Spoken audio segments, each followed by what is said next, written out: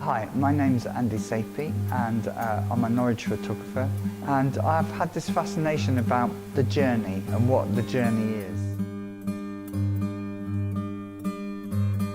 Most people will go to a destination and their end destination will be the place where they kind of take their photographs, but I really like the notion of travel and going to a place. Okay, so last year I went to a place in Greece called Small Cyclades, and I got to know local people. And they were telling me a story about this road. There's about 20 cars on this island, but they got this big grant from the EU to build this road. It's 15 kilometres long, but only 20 cars are on it. I was really taken by the road and how it went through the landscape. So this picture is on a wildlife trust at Martham, and I liked how the path kind of hides its way in the distance, but you get this feeling of movement through the picture.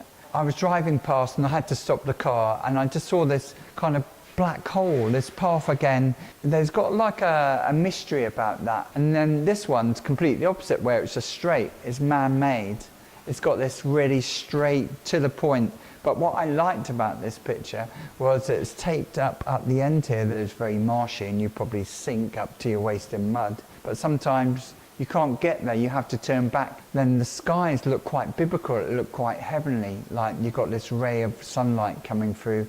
And the question is, lots of people say, well, do you plan your pictures? I take time to actually learn about the place. And then sometimes you just see it, it just naturally comes to you, and then you take it and then you kind of try to tell a story with it.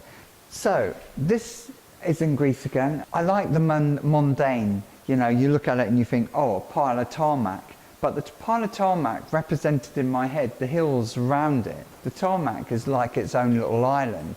This is another man-made island. This was made for an art piece in Reykjavik, Iceland. For the fish they've caught, they put like a sacrificed fish, or like it's for good luck, in this little shed.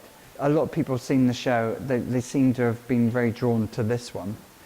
It's a city, a very small city, up in a church, the highest point of Reykjavik.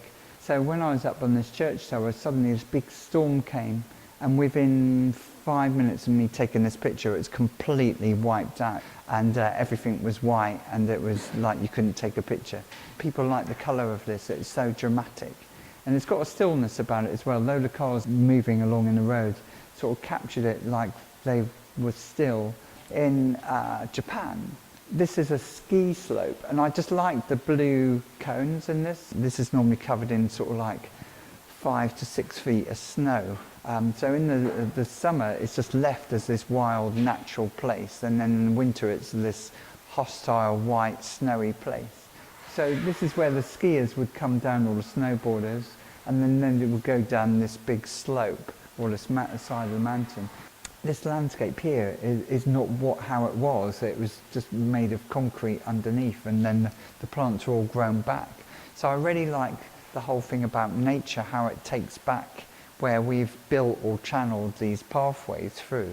The road was definitely the thing what guided my eye, or the pathway. That was the thing what gave each of these pictures the same narrative. A lot of people have been telling me that they've been looking at the pictures and they have their own journey about through the pictures, and it's different to what my journey was. So I really like that people can have different feelings about the images.